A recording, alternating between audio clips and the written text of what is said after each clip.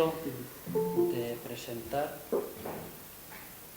a Ginés Marco Perles, a quien realmente conocí hace poco en un congreso que se celebró aquí, en la Facultad de la Sociedad de la SOCIC, organizada por Enrique Moros, que aquí también está presente, ¿no? Entonces, bueno, por decir 4 cosas que ya se conocen porque lo hemos puesto en la presentación, ¿no? Es decano de la Facultad de Filosofía de la Universidad Católica de Valencia, director de un máster universitario en Marketing Político y Comunicación Institucional en la Universidad también Católica de Valencia, y ha sido decano también de Derecho en la misma universidad, vicerrector de Investigación y Ordenación Académica, y sobre todo se ha dedicado a estudiar la incidencia que los factores confianza y lealtad pues tienen en las organizaciones, ¿no? Ha escrito numerosos libros y artículos en revistas importantes de impacto y, por resumir, porque lo demás también está aquí, ¿no? Quizás lo más destacado es que recientemente ha sido galardonado con el premio autor del libro político del año 2021, que eso es una distinción importante, ¿no? Tener el libro del año no es ninguna tontería, ¿no? Bueno, pues esto da idea de que tenemos pues a una persona que estamos esperando pues oír y aprender mucho con lo que nos diga. Va a hablar, el título del seminario es El resurgir de la retórica y sus claroscuros. Quizás puede pensarse alguien que esté acostumbrado a venir a los seminarios del CRIF, que es Ciencia, Razón y Fe, que no aparece la palabra ciencia, pero claro, la retórica, si uno piensa un poco, está metida en todo, ¿no? Y en la ciencia pues también, ¿no? De una manera particular en la divulgación de la ciencia, la retórica es muy importante, ¿no? Entonces vas a tratar, ¿no?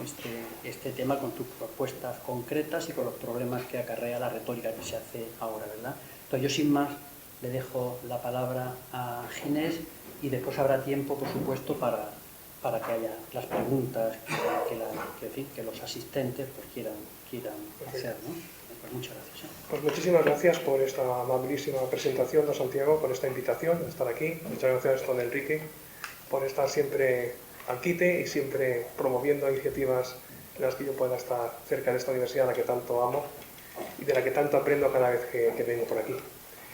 Máxime, pues pensar que el primer gran canciller de esta universidad pues fue San José María Escrivá, pues es un motivo que me impele todavía más, si cabe, a estar especialmente pues, celoso de secundar cuantas invitaciones se tercian para poder estar en un lugar como este y para aprender tanto de un público tan erudito, de tal forma que estoy por decir que no estoy en condiciones de estar aquí donde estoy, porque estoy para aprender más que para poder dar alguna lección o transmitir algún conocimiento fiable. No quiero ser como don Pablo de Irazozábal, que fue conocido por su labor periodística infatigable y por ser jefe de informativos de Televisión Española en unos años que ahora se miran con distanciamiento, pero que fueron años clave en España, en la historia de España, entre los años 76 y 89. Pues Pablo de Irazozábal vino a esta universidad invitado a dar una conferencia en un foro pues numerosísimo, habría pues unas 200 personas. Y bueno, con su estilo peculiarísimo que le adornaba, pues se dirigió a los presentes para decirles que realmente no estaba en condiciones de pronunciar ninguna conferencia, pero no tanto porque se encontrara indispuesto, sino porque no estaba en condiciones de aportar gran cosa al auditorio. Y temía que aquello que dijera pues no resultaba relevante para nadie. Por tanto, yo creo que ustedes se han equivocado de conferencia, de acto, y creo que no soy la persona para estar tan rodeada de gente valiosa como es el caso, y yo, desde luego, casi que ya estoy por declinar intervenir en mi ponencia, en esta invitación que me cursan desde esta Universidad de Navarra. y al cabo de unos segundos de un cierto pues, malestar, incluso de algunos jóvenes que no entendían muy bien el argot irónico de don Pablo Díaz Cazábal, pues cambió, revisó parcialmente su discurso y dijo, bueno, mantengo lo dicho, no quiero hablar, no quiero decir absolutamente nada porque cualquier cosa que diga, pues ya la saben todos ustedes mejor que yo. Entonces, lo que les propongo es que alguno de los presentes me haga una pregunta.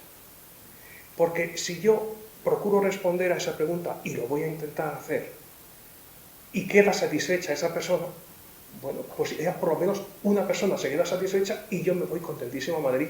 Vamos, regreso encantado. Solo con agradar a una persona o cumplir las expectativas de alguien, porque yo desde luego me lo voy a proponer llegar hasta el final. Bueno, pues el ambiente estaba propicio para que alguien pues, planteara alguna pregunta y la pregunta típica, pues la formuló un joven que le preguntó, don Pablo, ¿existe manipulación en televisión española? La respuesta duró hora y media y esa fue la conferencia. Bueno, pues no es mi pretensión no hablar, no es mi pretensión no intervenir, pero sí decir qué me mueve estar aquí para hablar de lo que voy a hablar, que son al menos dos realidades que se entrecruzan, como se entrecruza la filosofía posmoderna y la retórica del siglo XXI como temas centrales de mi exposición. Digamos que yo hice hincapié por vez primera en la retórica hace muchos años, muchísimos años.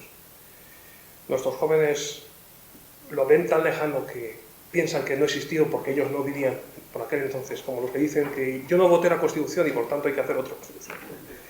Bueno, pues recuerdo muy bien cuando se publicó en castellano 3 versiones rivales de la ética de Alasdair MacIntyre. Y en esa introducción de Alejandro Llano, emblemática, de las mejores que yo le leí en su momento, pues planteó una tesis que a mí realmente me interpeló. Y esa fue, digamos, mi motivación para estar reflexionando sobre la retórica y sobre el poder del lenguaje también. Decía Alejandro Llano en esta introducción, vivimos en una generalizada ficción intelectual. Procedemos como si hubiera un conjunto de temas y métodos sobre los que cabe discutir y llegar a un cierto resultado aceptable por todos, pero no es así. Nuestros puntos de partida son contrapuestos, nuestros métodos inconmensurables, nuestros intereses teóricos y prácticos divergentes, nuestro lenguaje equívoco. Fin de esta primera cita. Nuestro lenguaje equívoco. Esta expresión, digamos, hizo especial mella en mi reflexión como estudiante de últimos cursos de filosofía. Estamos hablando pues, de 1992, cuando sale esta traducción al castellano. Y me planteo hasta qué punto la filosofía analítica, que es la filosofía que se estudia en la Universidad de Valencia, o se estudiaba de forma pormenorizada, pues da respuesta a los embrollos lingüísticos en los que a veces nos vemos envueltos. Esa fue, digamos, una primera toma de contacto con la retórica.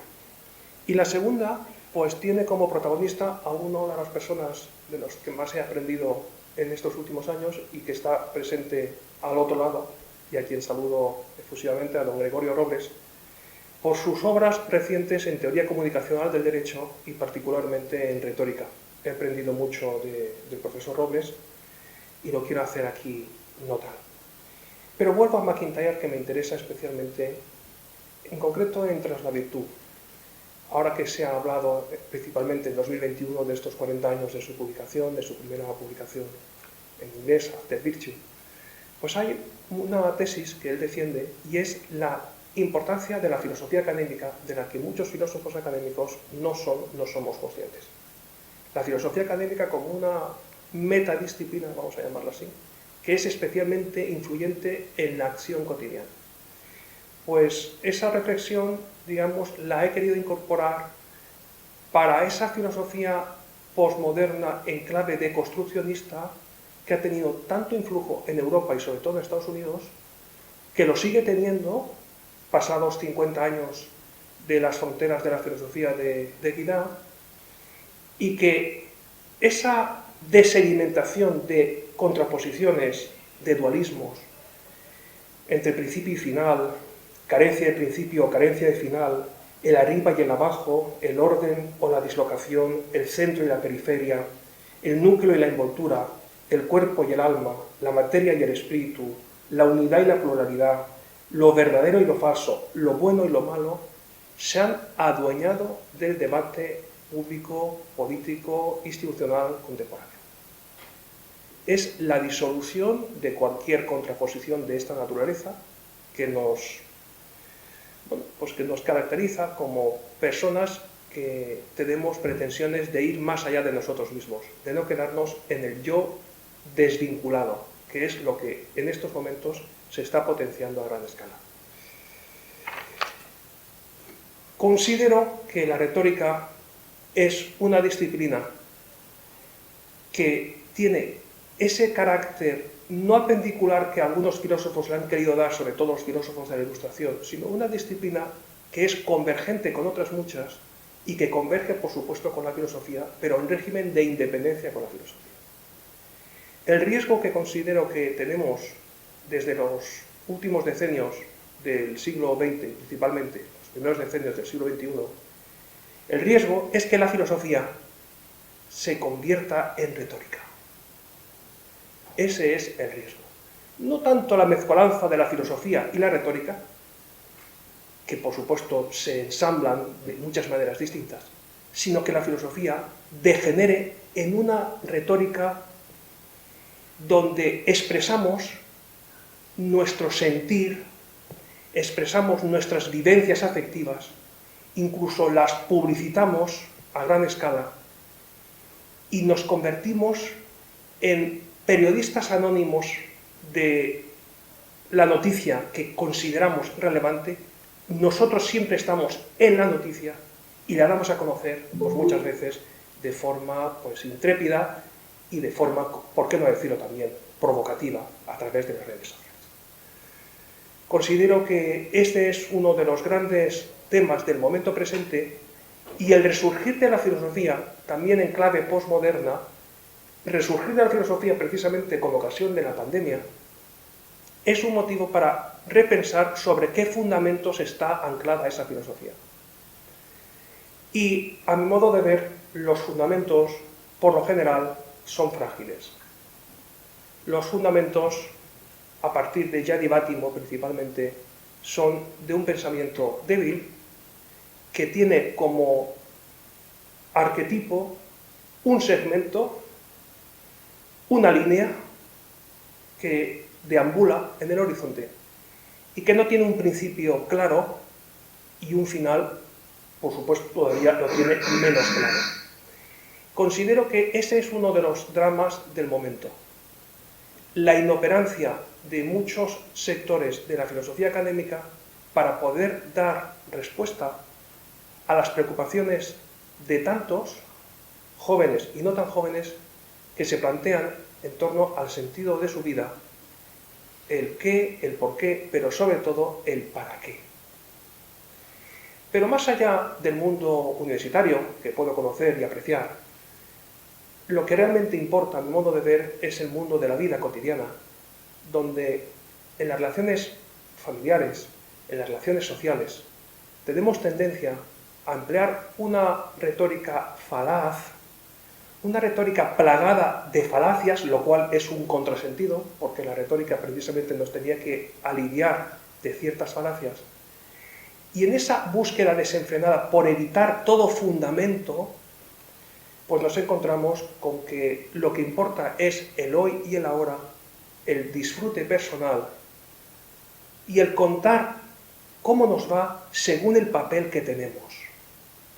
Es decir, la teoría de Goffman, de la que habla McIntyre, entre esa virtud, el rol que ocupamos en un momento histórico es el que nos define, el que nos delimita como seres, y todo es postizo, porque todo está a expensas de lo que el interlocutor quiere escuchar de nosotros.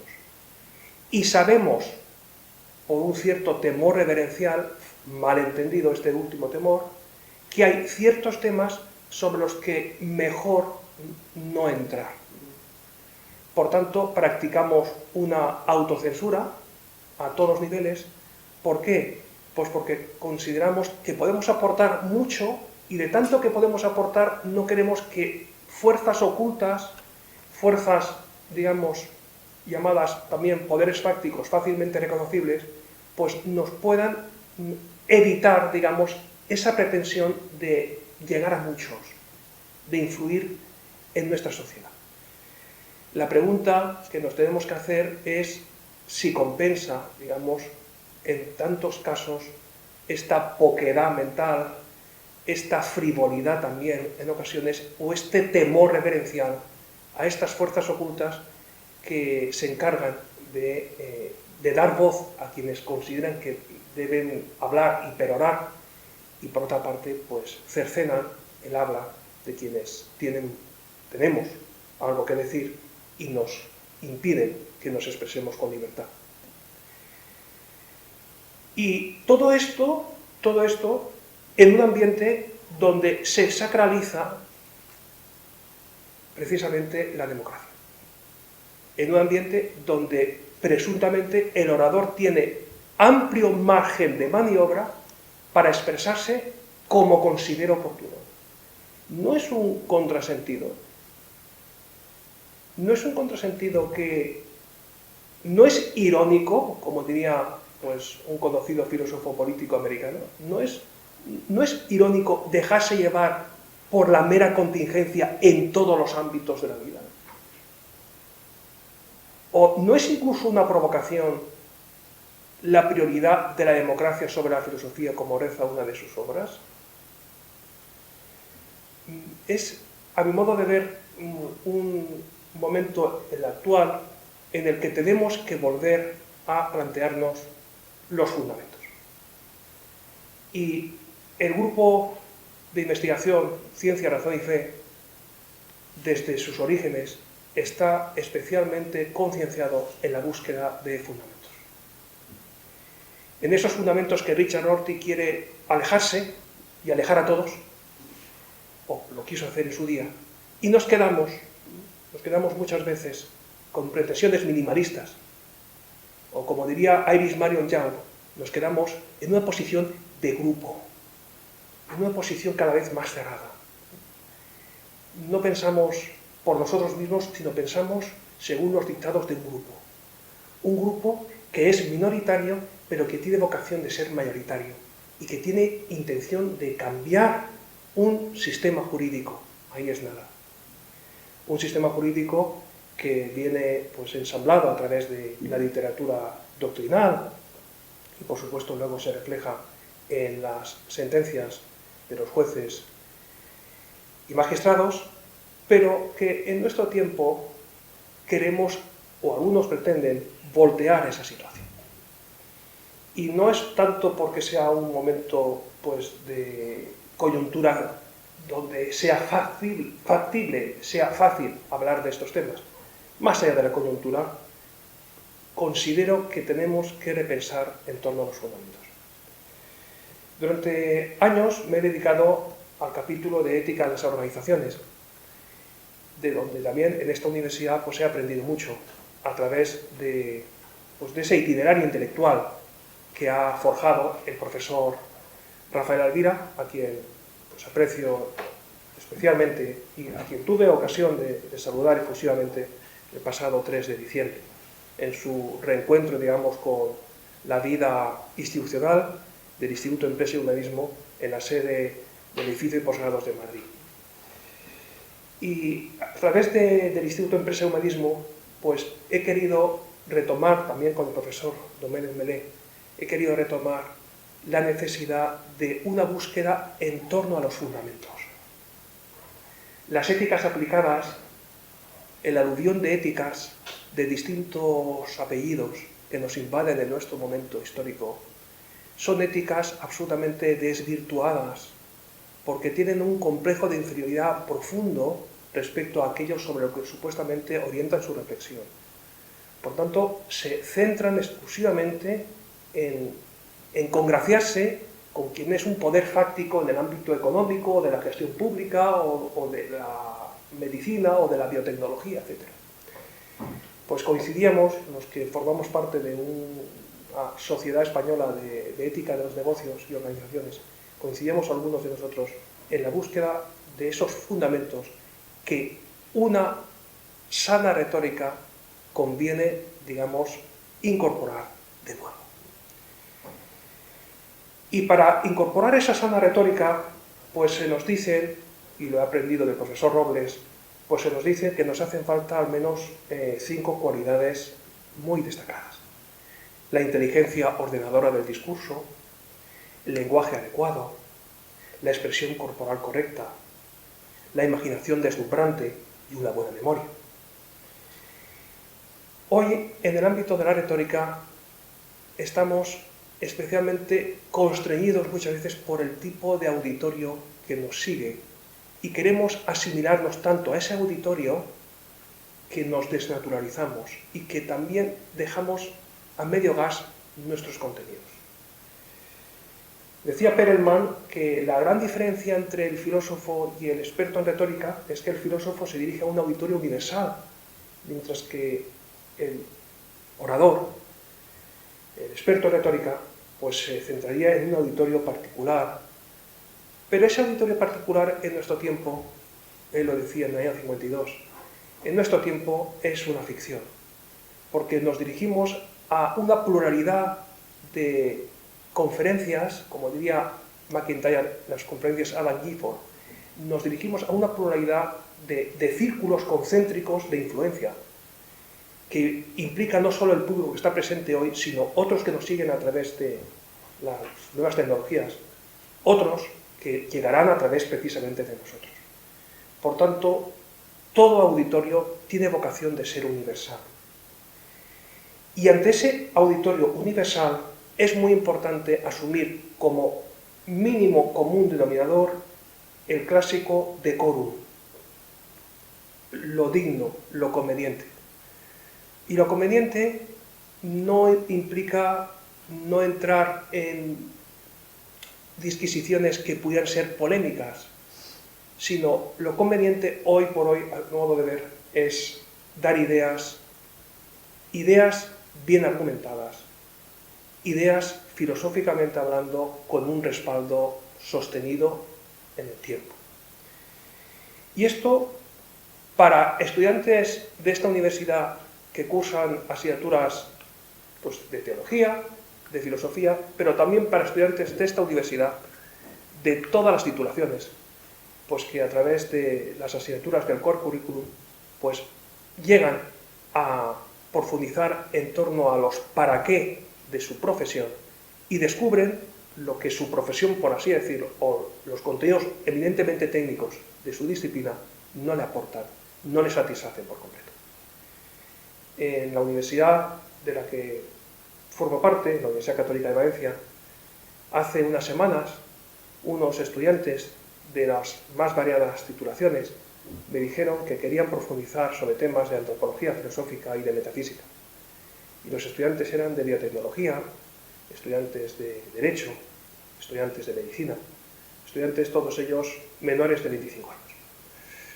Pero bueno, pues me sorprendió, porque uno da por hecho que sobre los temas de primeros principios y fines últimos, parafraseando a McIntyre, no hay un especial reclamo.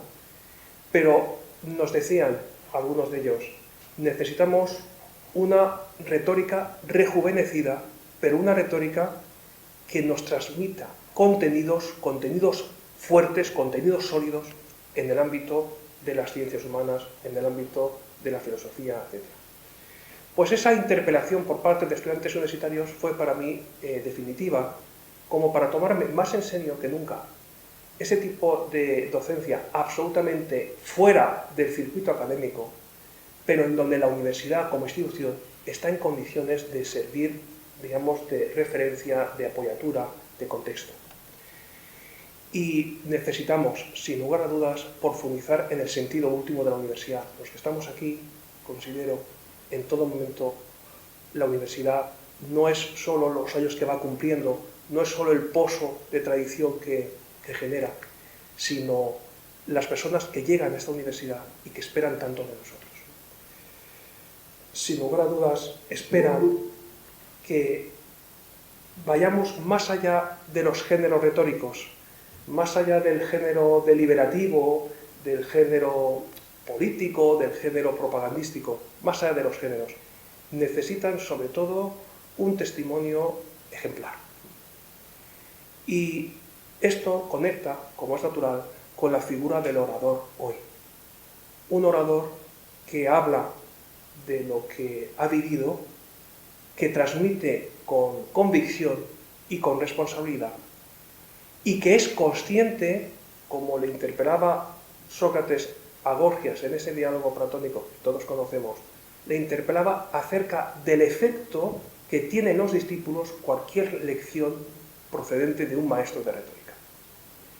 Y de lo responsable que acaba siendo todo profesor de filosofía, todo profesor de teología, respecto a los contenidos que transmite en el aula. Pues más allá de lo que transmitamos en los seminarios, y este es un buen ejemplo, la retórica ha de ensamblar la vida, digamos, sin lugar a dudas, la vida académica, la vida de nuestro tiempo. Y no solo para influir en la opinión pública, que también, sino también para preparar mucho mejor, si cabe, nuestra propia trayectoria académica. Hoy se habla muchísimo de justificar méritos en la universidad a través de sexenios de investigación, o incluso se llegó a decir hace unos años, pero no ha llegado a prosperar del todo, a fecha de hoy, los llamados sexenios de transferencia. Sexenios donde una entidad externa, una entidad sin nombres y apellidos claros y reconocibles en cuanto a los miembros que los componen, pues se encargará de dictaminar si cumplimos ciertos requisitos, si no los cumplimos, y vamos como en una carrera de fondo, pues subiendo peldaños en un imaginario ranking, donde según los sexenios que se tienen, pues tantas posibilidades también se nos brindan a la hora de formar parte de tribunales académicos y de otras circunstancias que sería muy prolijo enumerar. Pero más allá de lo que nos dicen otros o nos evalúan otros desde fuera, ajenos por completo a la vida académica del día a día, es fundamental que nos centremos en aquello que la retórica, la sana retórica, puede aportar. No distingo, al modo como lo hace Platón, entre buena y mala retórica, porque quiero, digamos, ubicar la retórica como una disciplina auxiliar, como una disciplina que sirve de herramienta. Y tomo en préstamo, como es natural, pues la tesis de Kurt Spang, pues que admiro profundamente su recorrido en esta universidad y todo lo que ha aportado precisamente para ubicar la llamada doctrina de la persuasión. Bueno, pues la inventio, la dispositio, la elocutio, la memoria y la actio o pronunciatio es, sin lugar a dudas, no solo un ir y venir de momentos para todo orador, sino es la necesidad de repensar que lo que estamos haciendo tiene un carácter transitivo y un carácter propositivo. Por tanto, no es algo cerrado, no es algo para nosotros, no es algo para crecer únicamente en el modo interior de cada cual, sino para transmitir a otros. Para transmitir aquello que recabamos de datos respecto al problema que queremos analizar, ordenándolos a través de la dispositio de forma adecuada, sabiendo distinguir qué es lo fundamental de lo que es accesorio a través de la elocutio, integrando esos contenidos en una buena memoria y, por supuesto, ejecutándolo todo en esa actio o pronunciatio y, como es natural, centrándonos mucho en cada persona a la que nos dirigimos. Tenemos mucha necesidad, a mi modo de ver, de llegar a todas y cada una de las personas a las que nos dirigimos. En auditorios supuestamente particulares, pero que acaban siendo auditorios que se universalizan. Y cada persona necesita sentirse interpelada, pero no para actuar en clave de posverdad, como se habla hoy, particularmente desde el año 2017, donde lo que importa no es que me digan la verdad, sino que me sienta cómodo, satisfecho, orgulloso de lo que se me transmite y dispuesto a emprender una batalla de ideas, cultural, etc. No. Lo importante es la verdad en su sentido más primigenio, la adecuación de los hechos a la realidad, y no tanto una coherencia de vida, como ahora se plantea en reiteradas ocasiones. La verdad más como coherencia que como adecuación de los hechos a la realidad.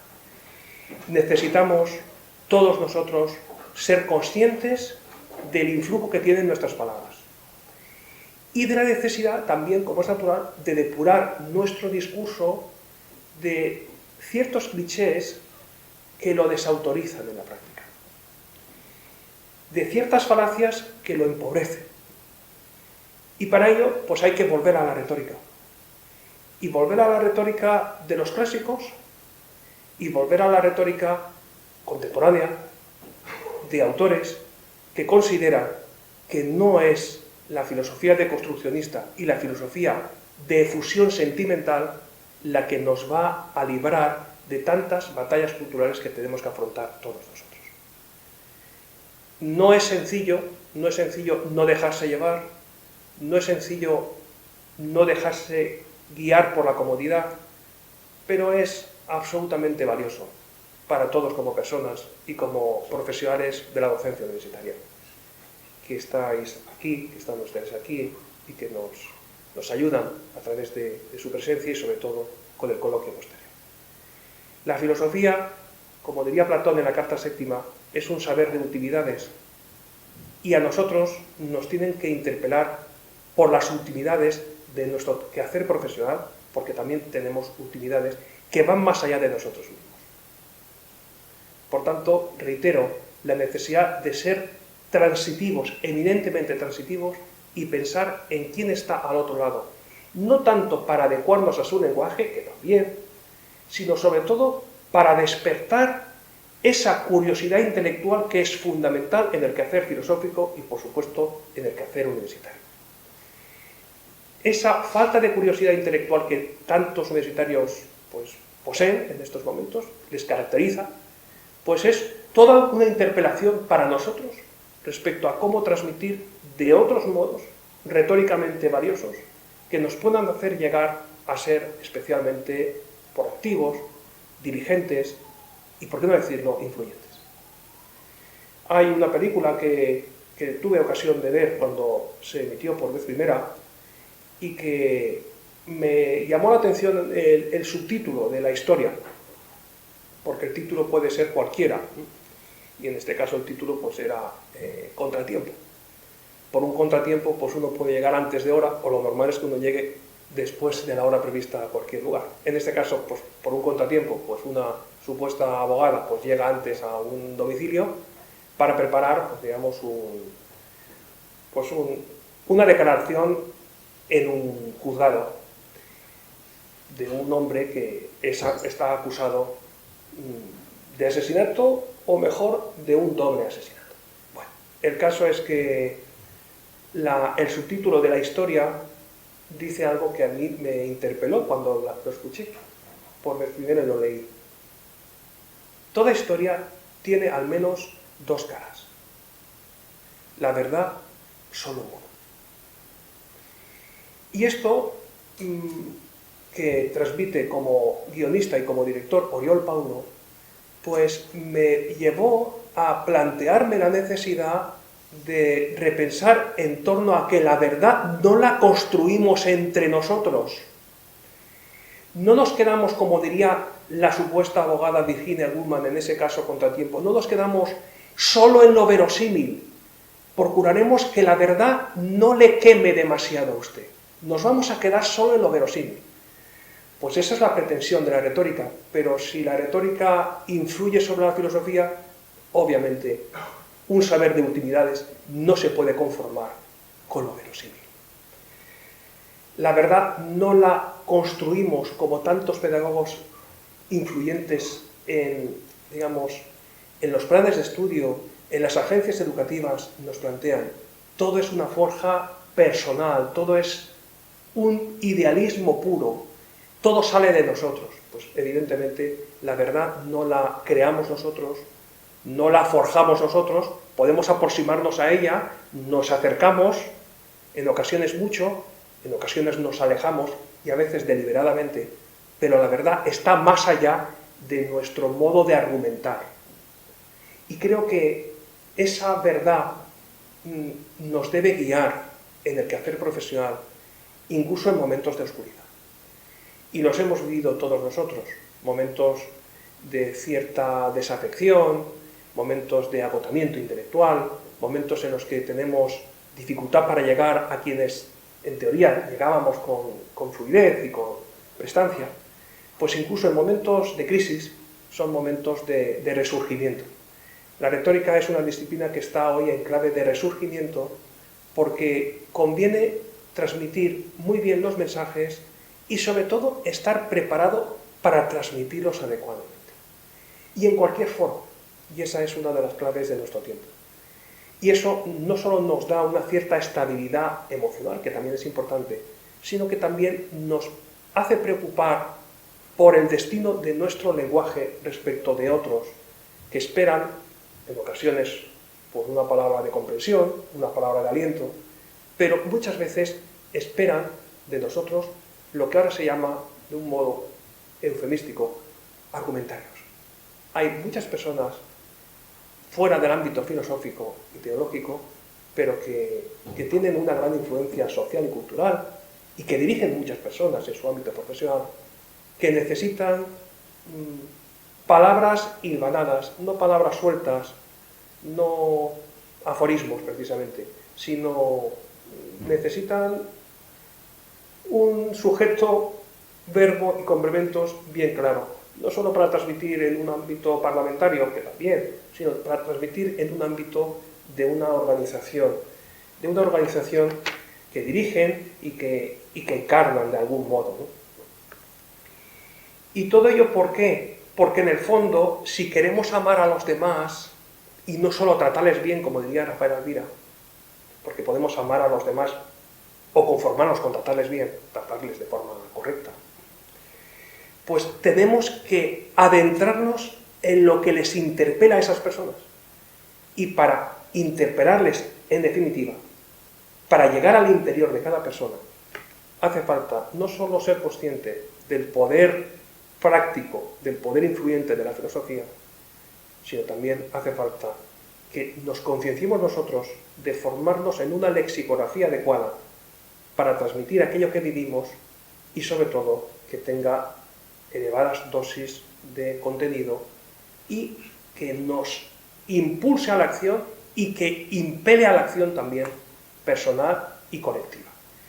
En tiempos de decaimiento intelectual, en tiempos de adormecimiento de muchas realidades últimas, en tiempos de confusión, porque, como diría pues, la profesora Ana Marta González, pues la búsqueda de verdad es poco intensa y la confusión ambiental es mayor si cabe, pues en esos momentos hace falta medir mucho nuestras palabras, nuestros gestos y actitudes, pero sobre todo hablar a tiempo, hablar, argumentar, sostener de forma deportiva en ocasiones tesis, refutar tesis falaces que se escuchan en el imaginario social y cultural de nuestro tiempo y sobre todo aprender incluso de quienes menos consideramos que podemos aprender. De todos podemos aprender, pero sobre todo tenemos que aprender una cualidad esencial y es no conformarnos, no quedarnos en la mediocridad muchas veces de dejar pasar tantas y tantas oportunidades de llegar a muchas personas que esperan de nosotros pues, criterio, orientación. Y bueno, pues he transmitido algo que a mi modo de ver es fácil de decir, pero difícil de llevar a la práctica, aunque aparentemente sea fácil. Pero el día a día nos invade con preocupaciones que nos esclavizan muchas veces y que nos llevan por derroteros donde no quisiéramos ir. Tenemos una elevada responsabilidad, los que nos dedicamos a la docencia universitaria, a la filosofía, a la teología, tenemos una elevada responsabilidad y tenemos personas que reclaman nuestra atención, nuestro afecto, nuestro compromiso. Pues yo quería concluir con dos anécdotas que escuché de un profesor de esta universidad y que está pues, dirigiendo un máster o va a dirigir un máster en la sede de Madrid, pues contaba de un jeque árabe que quería dejar como legado testamentario sus 19 camellos entre sus 3 hijos. División imposible. Y dejó consignado en el testamento que la mitad del total fueran para el primogénito, que la cuarta parte del total fueran para el segundo de los hijos y que la quinta parte del total fueran para el tercero de los hijos. Y dicho esto, se muere y deja un problema de grueso calibre al primogénito sobre todo y en menor medida al resto de estos hijos que se quedan huérfanos. ¿Y qué hace el primogénito? ¿O qué hizo el primogénito? Pues hizo algo de lo que podemos aprender todos, y es pedir consejo. Pedir consejo a un amigo para que le resolviera lo que por sí mismo no estaba en condiciones de afrontar, ¿no? De resolver él mismo. Y acudió a un amigo que le inspiraba confianza, y aquí entra el factor confianza, que es esencial en el quehacer de todo orador, y le planteó el problema. Y el amigo le respondió: pues el asunto se resuelve enseguida, porque además me voy a implicar tanto en tu causa, que va a ser mi propia causa. Voy a incorporar mi propio camello en el reparto. De tal forma que ya no son 19, sino que pasan a ser 19 más 1, cuya mitad son 10, cuya cuarta parte son 5 y cuya quinta parte son 4. Si sumamos 10 más 5 más 4, nos dan 19. Por tanto, partíamos de 19, pasamos a 19 más 1 y volvemos a 19. El amigo volvió a su casa montado a lomos de su propio camello. ¿Qué podemos aprender del amigo? Pues que fue eficaz, diríamos, que fue eficiente, pero algo más, que no se hipotecó en el trayecto, que no mezcló lo que no debe mezclarse, que tuvo dignidad y no precio, pero sí un alarde de generosidad. Y la universidad hoy, la burocracia que nos invade también hoy, exige, reclama elevadas dosis de generosidad a todos los efectos. Acabo ahora con una anécdota que contaba el presidente Kennedy, muy amante de anécdotas, de un general francés que quería plantar un árbol en su jardín y no sabía cómo hacerlo. Y acudió a un jardinero que le inspiraba confianza y le dijo que quería plantar este árbol cuanto antes. Y entonces el jardinero le dijo que no hacía falta porque no lo iba a ver crecer, porque ya era demasiado anciano el general en cuestión como para que pudiera cubrir con su sombra el árbol recién plantado. Así que lo mejor es que hiciera otra cosa. Y entonces el general repuso: pues en ese caso plántelo hoy mismo, si va a tardar tantos años en crecer. Bueno, pues como diríamos hoy en terminología managerial, los conceptos filosóficos, los conceptos intangibles son conceptos de medio plazo, son conceptos que nos interpelan a todos, pero que tienen su propio recorrido. Conviene no hacerlos precipitar, conviene no convertirnos en activistas de lo genuinamente filosófico, pero sí conviene, por supuesto, que no dejemos para mañana lo que podemos hacer. Por mi parte, eso es todo. Muchísimas gracias. Encantado.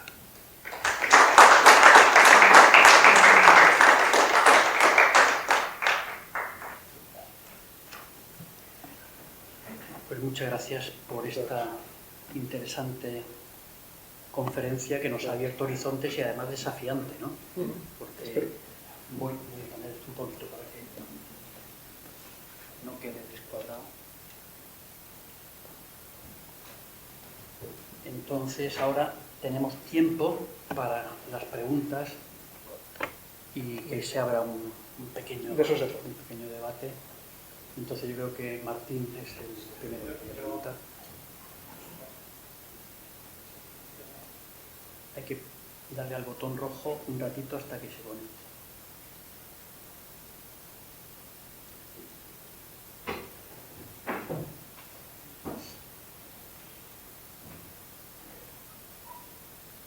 Hay que mantener la presión con paciencia.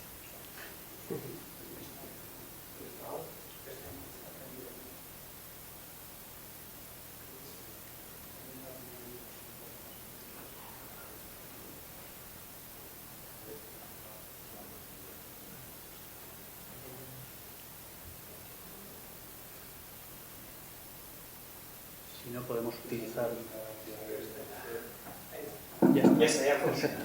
Pero en primer lugar, yo quería agradecer la exposición de hoy sobre la retórica y yo quería preguntar, me interesa mucho el tema, sobre todo alrededor de un fenómeno que ha surgido en los últimos años, con el que salió hace un momento en la exposición, que es el tema de la posverdad, y cómo es que es un fenómeno que ha surgido precisamente a través de esa tergiversación de la verdad que ha ocurrido a través de los discursos, sobre todo los discursos políticos y sociales, y cómo ha influido fuertemente en el contexto de la vida corriente, ¿no? Y antes se podría hablar de la manifestación de esa conjunción entre verdad y poder, ¿no? Y se podía mover a niveles políticos y sociales más bien elevados, pero ahora todo sujeto, ¿no? Que tenga un acceso a Internet, ¿no? puede tener un poder, ¿no? Para poder influir en los demás y de alguna manera, ¿no? Es cierto que se requieren más herramientas y más contextos para eso, pero puede influir fuertemente. Entonces, a mí llama mucho la atención, ¿no? lo que hay detrás de todo este fenómeno, ¿no? Entre ellos, pues cosas que hablaba un filósofo que se ha mencionado también en la exposición, que es McIntyre, ¿no? Sobre el emotivismo, sobre la disposición del sujeto a querer que lo suyo o lo que piensa sea verdad. Entonces, mi pregunta iba sobre la línea de pareciera que actualmente hay poco que hacer, ¿no? O sea, que no se puede hacer mucho más, ¿no? Que quien tiene el poder lo tiene y quien trata de ofrecer la verdad tiene que hacer sus mayores esfuerzos, ¿no? Entonces, que a veces podría parecer una visión como poco esperanzada de lo que se podría llevar a cabo en este mundo con respecto a la transmisión de la verdad, ¿no?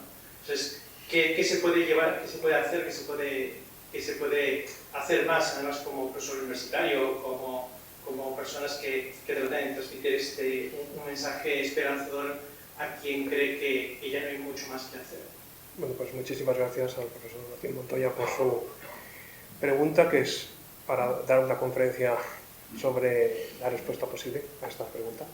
Y agradezco profundamente su interés por estar aquí, por hacer de este centro un centro neurálgico de investigación en razón y fe. Bueno, pues la posverdad, digamos que aparece como una palabra clave, como sabemos, en los diccionarios de Oxford, y a partir de ese momento pues tiene una proyección inusitada. Y si llega a esos diccionarios es porque pasa a ser una palabra pues dominante en el acervo de las investigaciones, de las búsquedas en el Google, y a partir de ese momento pues digamos mediatiza Oxford con su reclamo por la posverdad. Y la posverdad, como usted acaba de mencionar, pues tiene un alcance macro y un alcance micro en terminología, digamos, empresarial. El alcance macro es un alcance político institucional a gran escala, donde la tiranía de los hechos que se dice pues no debe afectar un titular pues de eslogan publicitario o de eslogan electoral o bueno, pues un titular de la línea que sea en clave de un periódico que pueda presumir en sus cabeceras de ser independiente, pero sabemos que la independencia en el ámbito periodístico pues es un señuelo que no siempre somos capaces de interiorizar hasta el final.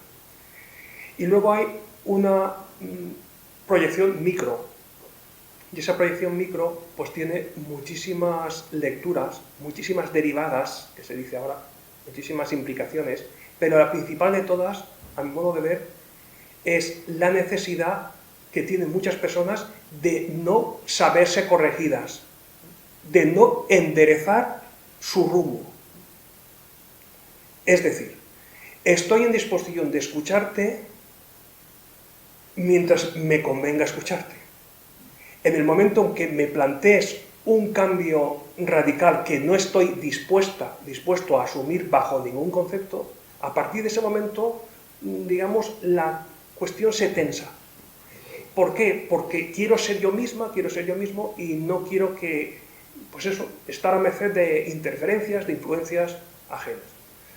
Lo dicen muchas personas que no quieren conocer la verdad de su propia vida, que tienen miedo a conocerse. Y como es natural, quien tiene miedo a conocerse, es muy difícil que tenga espacio para conocer a los demás. Por tanto, la posverdad, en la práctica, tiene un común denominador, ya sea en una dimensión amplia o en una dimensión restringida, y es la necesidad, digamos, de ser yo hasta el final, aunque ese yo camine hacia el precipicio. Esa es un poco la consigna. No necesito que los demás me digan cómo tengo que actuar, porque ya me basto y me sobro yo para ello. Y esa afirmación, que para algunos pues, puede parecer pues, bueno, fantasmal, excesivamente grandilocuente, es muy socorrida en nuestro tiempo.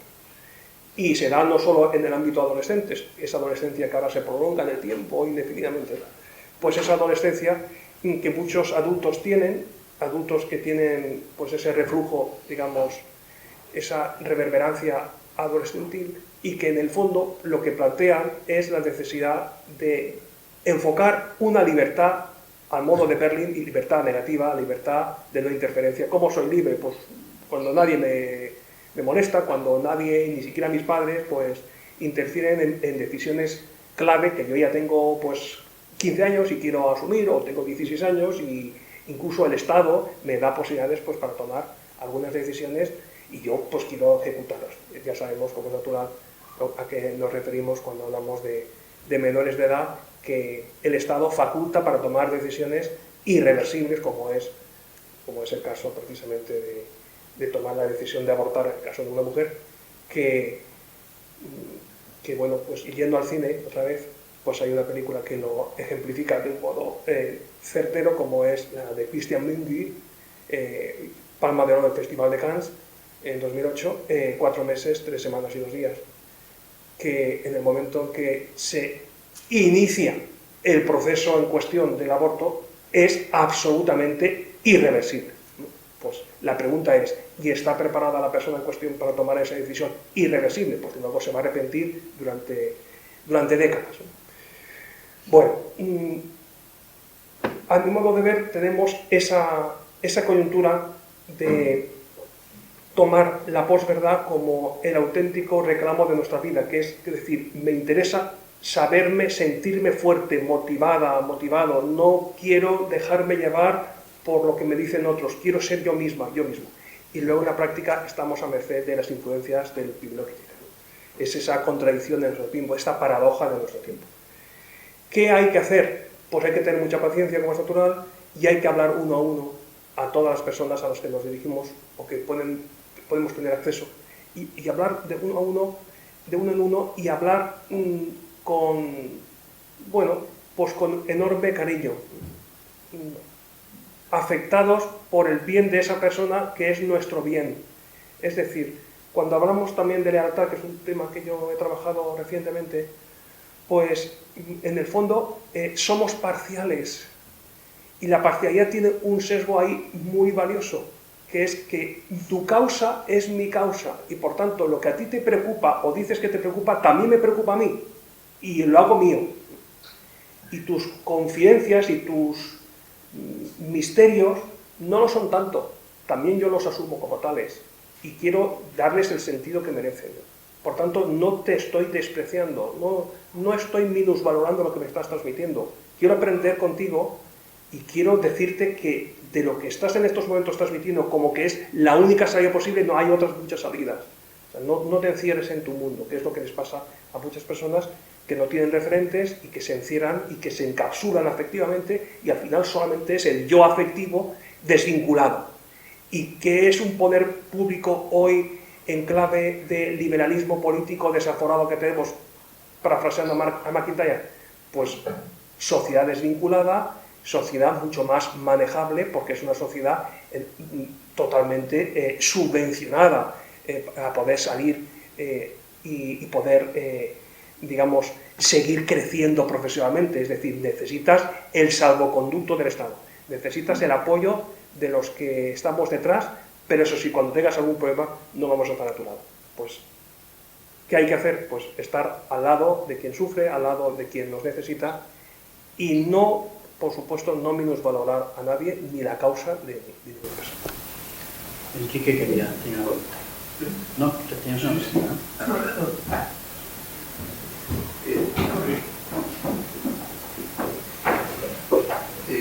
gracias por la conferencia.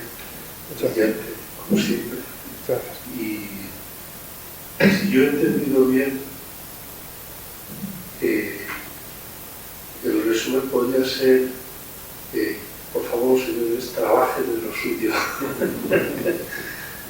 O dicho de otra manera, cuando uno no sabe suficientemente su asignatura o su ámbito de trabajo, hasta que no es capaz de exponer la verdad que llena de ilusión el propio trabajo. Es decir, ser profesor significa, de alguna manera, siguiendo el estilo socrático, dejar que brille el bien delante de todos, para que así, en vez de buscar la aquiescencia en los demás, permitamos que el bien ejerza su función de llamada a la responsabilidad o a la vinculación de cada persona. Correcto. Entonces, ir y encontrar la verdad acerca del propio ámbito del conocimiento significa de algún modo ir a la conexión que tiene ese ámbito con las cuestiones centrales de la existencia humana y por tanto con, vamos a decirlo así, con la metafísica o la antropología en su núcleo más esencial, ¿no? Entonces, claro, yo agradezco mucho el mensaje porque a mí me ocupa ya que soy profesor de metafísica y de teología natural, o sea que me afecta de forma directa, ¿no? Pero incluso a los profesores podemos dejarnos llevar por el brillo de una clase llena de entusiasmo en vez de transmitir la belleza del bien, vamos a decirlo así, ¿no? Y en ese caso, ¿cómo ir al centro? ¿Cómo dar en la diana de ese bien para poder manifestar la belleza que tienen los demás? Pues muchas gracias, don Enrique, por su intervención y por todo lo que aporta también para mi propio crecimiento intelectual. Bueno, hay distintas posibilidades para responder a estas vías de acción que en el fondo está usted promoviendo.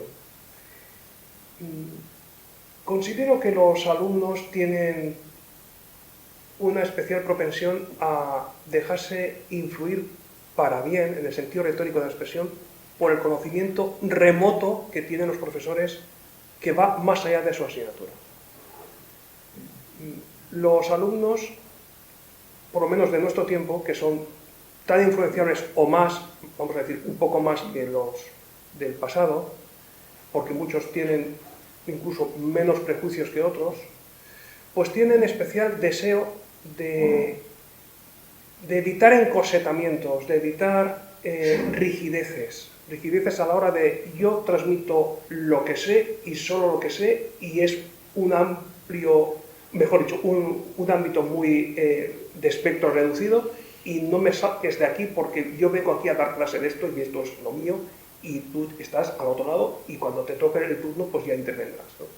Esa actitud muchas veces que tenemos de cierta tensión, de cierta rigidez, de estar anticipando por una hipótesis fútil que la otra persona pues nos quiere, digamos, afear algo, nos quiere poner en evidencia, etc., eso nos perjudica. La soltura, la libertad interior que en el fondo debemos tener todos, especialmente los docentes, voy a atreverme a decir eso, de ir más allá del juicio ajeno, más allá de las encuestas de evaluación y más allá del reclamo que haya suscitado esta clase en concreto, que podría haber sido mejor de lo que ha sido, o a lo mejor pues yo tengo una percepción sobre el propio efecto de mi clase pues distorsionado, y a lo mejor ha sido mucho más valioso de lo que realmente yo he considerado. Creo que hay que ir al ser de las cosas más que nunca y no quedarse en las apariencias. no quedarse en lo que supuestamente ha habido de aplauso o de rechazo. Yo recuerdo, hace ya muchos años, pues que fui a dar una conferencia en la República Dominicana, que no es un lugar particularmente intelectual, es un lugar, digamos, con un azul del mar singular, muy singular, el mar del Caribe, y el público presente tampoco es que estaba especialmente propicio para grandes disertaciones. Y me acuerdo que interveníamos en un fuego cruzado, pues 2 personas. El número 3 de Hugo Chávez, en su día, de Venezuela, y yo mismo. Y bueno, pues había 400 en un escenario en forma de anfiteatro, esto sería un microanfiteatro, y lo cierto es que, bueno, pues intervino mi antecesor en el turno de intervención y planteó pues esa soflama marxista que todo el mundo pues piensa que late en la mente pues de Chávez, Maduro y quien le suceda, ¿no? Y todo es una revolución, y todo es una lucha, aunque no veamos el final, y todos somos instrumentos al servicio de la última revolución de la historia, etcétera, etcétera, aunque tantas veces hemos escuchado. Y yo planteé, pues de una forma mucho más minimalista, justamente lo contrario, en el fondo. Y una comunidad de cooperación porque dependemos de los demás, no para luchar frente a los demás, sino para aprender de los demás. El aplauso que mereció la primera de las intervenciones fue atronador, absolutamente estruendoso. La intervención mía, que decía justamente lo contrario, mereció idéntico aplauso, es decir, que la gente no se enteraría. Con lo cual tampoco es para preocuparse. Rubén tenía una pregunta. Tenemos ya poco tiempo y algunas preguntas todavía. Mi pregunta va justo en esta línea, porque a veces, no sé, mi percepción es que el gran problema puede ser el doble pensamiento. Decía Orwell, o sea, la capacidad de pensar una cosa y la contraria y como no darse cuenta. O sea, tú lo vas argumentando muy bien, la persona te va siguiendo, te va dando la razón y ok, y tiene la razón, o sea, muy bien, ¿no? Fantástico. Pero luego con la misma piensan otras cosas, o sea, no consiguen aterrizar ese pensamiento que han desarrollado, con el que pueden estar de acuerdo, en las cosas prácticas del día a día y cómo te afectan y cómo son incompatibles con otros modos de pensar. Sí. Sí, vivimos en un ámbito masivo, digamos, de contradicciones, de pensar una cosa y de actuar de otro modo. Hay 2 críticas de Aristóteles, volviendo a Aristóteles, hay 2 críticas de Aristóteles que a mi modo de ver son especialmente rescatables para el momento presente y para un foro como este. La primera es la crítica que formula Sócrates a propósito de su preocupación por definir el bien y no tanto de actuar en forma de bien. Esa es una de las críticas de Aristóteles, a mi modo de ver es relevante. Y la segunda, pues, lo que implica para él aquellos que niegan el principio de no contradicción. Bueno, pues en el ámbito político sabemos que ahora el principio de no contradicción ya ha sido pulverizado y además por anticipo, porque hemos escuchado recientemente que 2023, por si no lo sabíamos, es un año eminentemente electoral. Y ese año va a suponer asumir una posición que nada tiene que ver con lo que se ha dicho en el año 2022, porque es un año electoral. Y además se dice sin ninguna vergüenza. Y por tanto vamos a decir incluso lo contrario y no pasará nada. ¿Por qué? Porque una cosa es ser pues, presidente del gobierno, otra cosa es ser líder de la oposición, otra cosa es ser un candidato a unas elecciones donde espero estar muchos años en las próximas legislaturas. Bueno, pues a mi modo de ver hay que desmontar, hay que deconstruir en el buen sentido ese tipo de argumentarios falaces y sobre todo hay que pasar de la teoría a la acción. Y esa teoría de la acción también en la conducta personal, en la vivencia personal de cada uno. Que es como decir, yo te transmito no recetas. Recuerdo una intervención del pasado sábado 3 de diciembre, que había algún activista social, vamos a decirlo así, que estaba presente en una conferencia de profesores, eminentes profesores de esta universidad, el caso de Alfredo Cruz, del propio Rafael Alvira, y bueno, pues de Raquel Lázaro. Y bueno, pues decían como que menos teoría y más práctica, que no estamos para teorizar, ¿no? bueno, pues se habrán equivocado a lo mejor de foro, ¿no?, los que iban al coloquio de filosofía y gobierno. No, no, es que aquí estamos para poder nombrar las cosas, pero también para impeler a la acción y para despojar de contradicciones ese trasvase de la teoría a la acción. Y para ello, ¿cómo? Pues desde el ejemplo y desde la serenidad de ánimo, desde el equilibrio, desde la ponderación.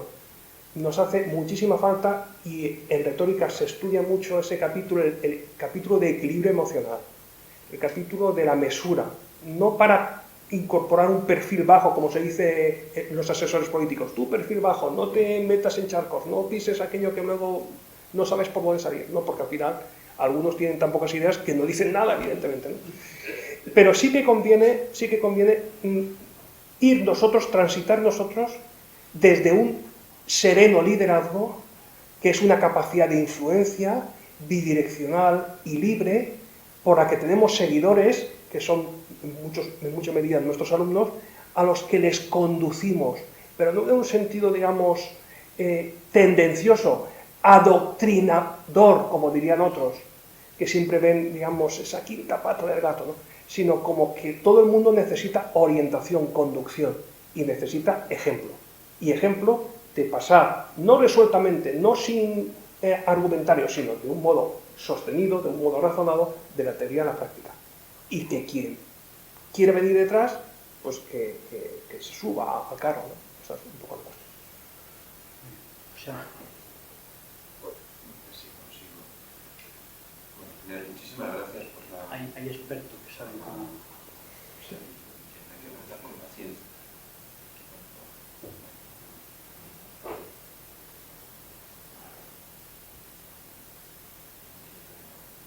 Enrique, echen una mano.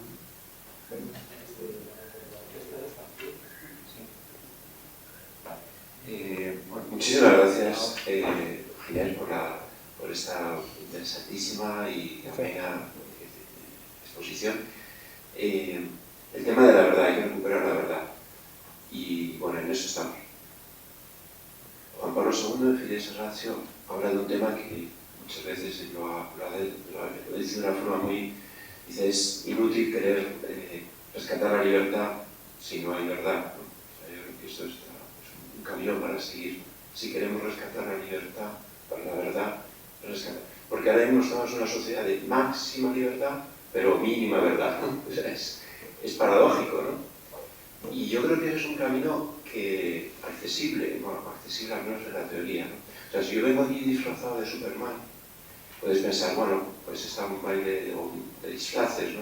Pero si además abro una ventana y me tiro por la ventana, bueno, aquí no hay mucho, pero bueno, mejor, digo, no, es que yo soy Superman, ¿no? Y como soy libre y soy Superman, pues voy a tirar y voy a salvar el mundo. No, lo que ha conseguido ha sido dar un castañazo terrible, ¿no?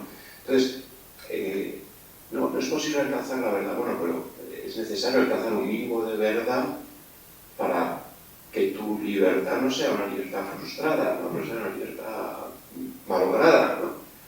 Entonces, bueno, quizás ese es un camino a seguir, ¿no? Si darle el verdadero contenido de la libertad, al mismo tiempo rescatamos la verdad. Sin lugar a dudas, muchísimas gracias, José Ángel, por su intervención y por todas sus publicaciones que tanto bien hacen en Valencia también, como antes decía antes de este año. Sí que es verdad que la verdad nos debe guiar, la verdad es la que nos hace auténticamente libres. En España tenemos, en otros países también, pero en España tenemos un influjo de una libertad omnímoda, una libertad sin referentes, una libertad que se desvincula de todas supuestas trabas y que es como se ejercita pues, en el señorío, en el dominio de los demás, ¿no? Yo recuerdo la influencia que para mí tuvo, el impacto que tuvo la publicación de la Encíclica Veritatis Splendor, el 6 de agosto de 1993, y recuerdo que 3 días después había una tercera de ABC en la que aparecía como artículo, el título del artículo en cuestión, es la libertad la que nos hace verdaderos, de Gregorio Pérez Barba. Bueno, pues Pérez Barba ha sido de los mentores intelectuales de una generación entera de profesores de filosofía y de derecho, y no solo de la universidad que él promovió, la Universidad Carlos III, sino todo un séquito, digamos, de personas que le han secundado. Pero su obra, Ética, Poder y Derecho, es una de las obras más influyentes en filosofía del derecho que yo conozca. ¿Y cuál es el sentido último de esa obra? Pues que todo es un constructo de poder, todo. Todo es una mentalidad nihilista bajo apariencia de democracia, porque el derecho es coerción, el derecho es imposición, y es imposición a través de la aritmética parlamentaria. Pues lo que parecía que era algo trasnochado, que ya han pasado más de 30 años, pues ahora vemos, lo padecemos a diario, y sobre todo hemos extirpado toda referencia a la naturaleza. Yo recuerdo pues esa famosa argumentación de MacIntyre en Tras la virtud, de la naturaleza ineducada tal como es, a la naturaleza educada tal como debería ser si hiciera su telos, y aparecería la moral, digamos, como esa disciplina práctica que nos hace pasar del primer estadio al segundo estadio. Nos hemos quedado sin fines, nos hemos quedado sin referencias últimas, por tanto, la moral ha pasado a ser una instancia de corregir desviaciones. Pero ¿qué sucede? Que si no hay tampoco naturaleza, entonces no hay nada que corregir. Es más que nada pues un flatus vocis, un describir cómo me encuentro, cómo me siento, y bueno, te agradezco que me escuches. No pretendo de ti otra cosa, porque en el fondo eso es lo que busco, que alguien me escuche. Pero cuando me digan lo que no quiero hacer, entonces ya me lo pienso un poco. Pues creo que hay que desmontar ese imaginario colectivo que busca dejarse engañar y que cae en esas redes oscuras, y hace falta pues volver en este caso a San Agustín y volver a quien pues decía que había pues, conocido muchos que querían engañar, pero nadie que quiera pues dejarse engañar así porque sí. Pues en ese sentido conviene ejercer una aguda crítica, una aguda disección del momento presente, y como dice una frase del Evangelio que es certera, por sus frutos los conoceréis. Tenemos una última pregunta. Natalia. Ahora sí, yo tengo que tener paciencia.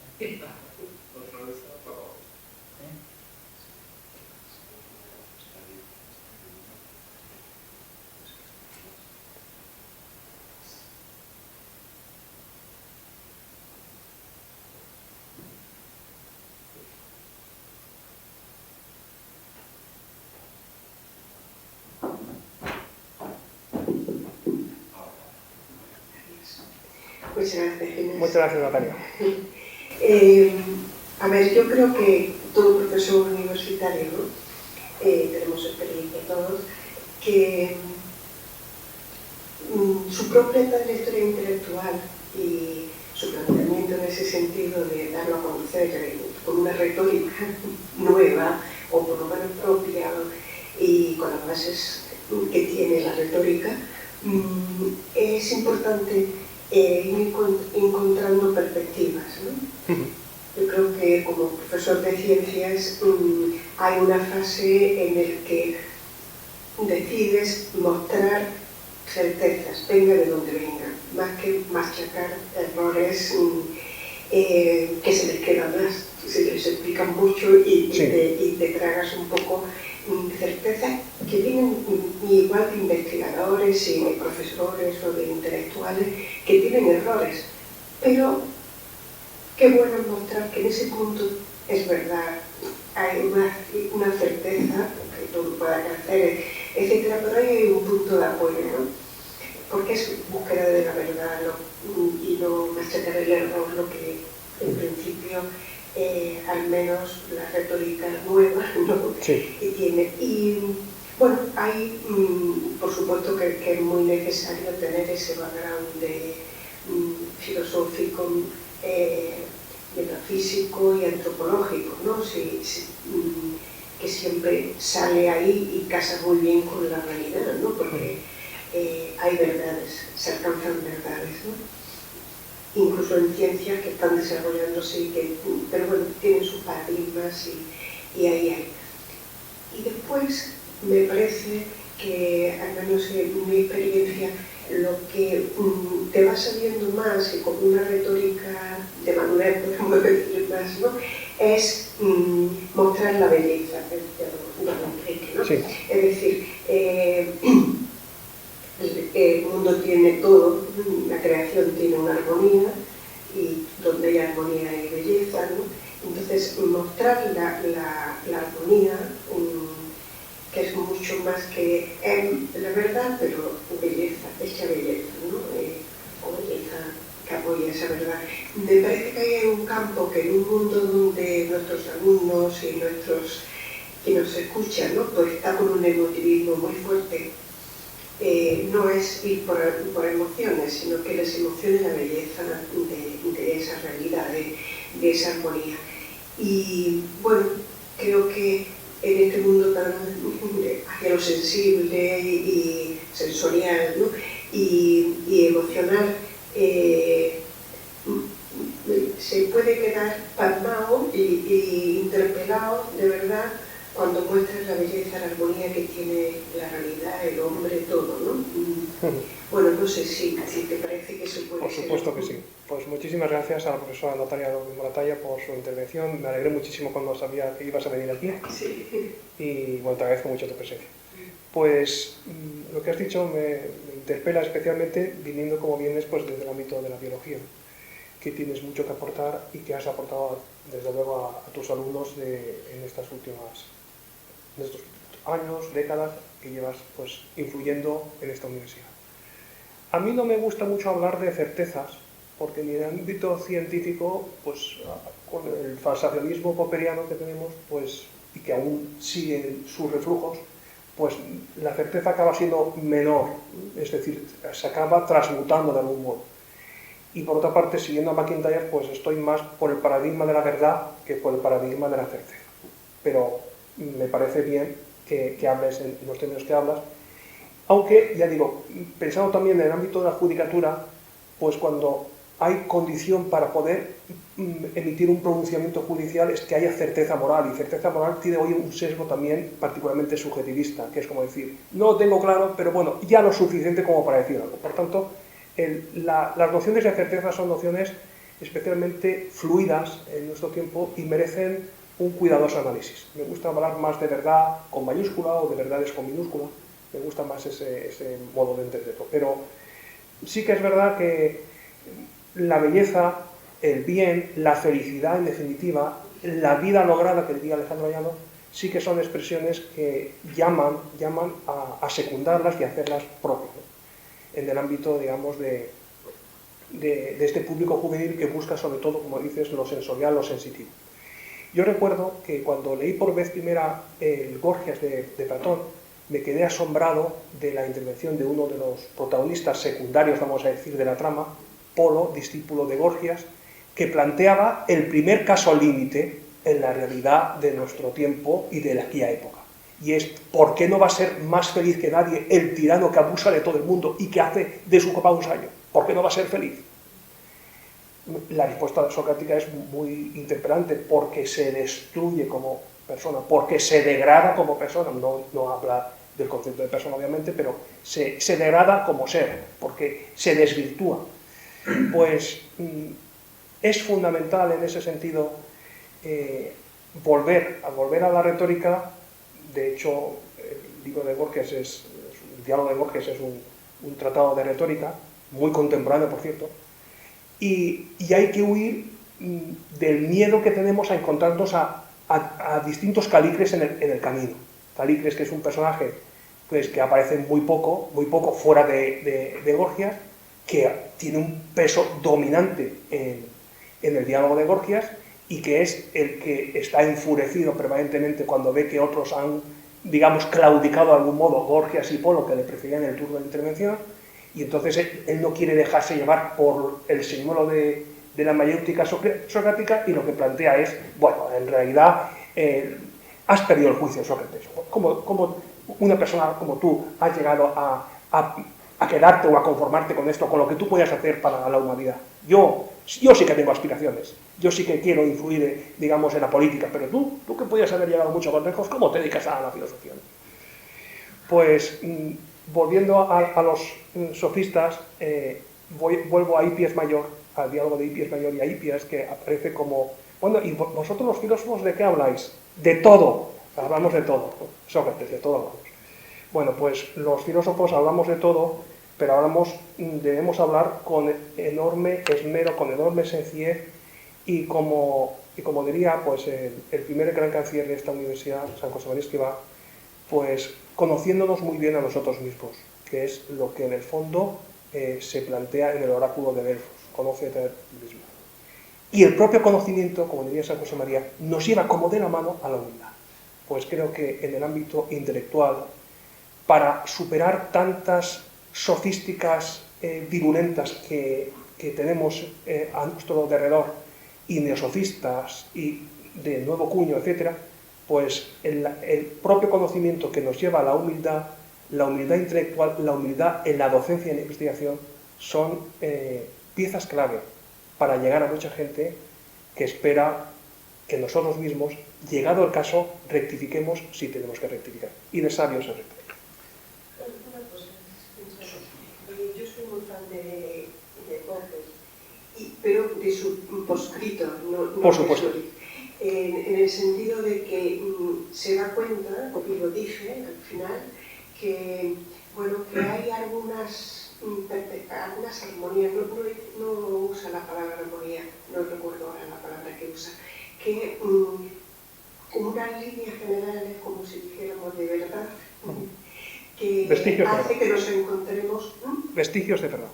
Sí, que hace que haya puntos donde uno adquiere certeza, porque haya sido siempre de la certeza inalcanzable, ¿no? Claro, claro. En eso. Me parece que ese punto a mí al menos me influyó mucho y bueno, el razonamiento de Popper es... Claro, lo que pasa es que más que una búsqueda sin término, en nuestro caso tenemos un término, y los que tenemos convicciones trascendentes y cristianas tenemos un término. Pero eso más que una verdad completa, absoluta, lo que te va dando certezas en punto. Eso es. Muchas gracias, Natalia.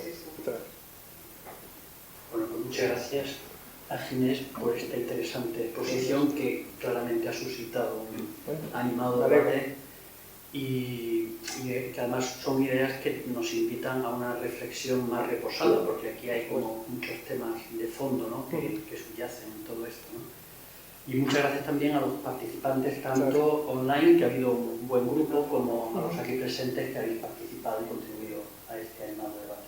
Muchas gracias. Muchas gracias.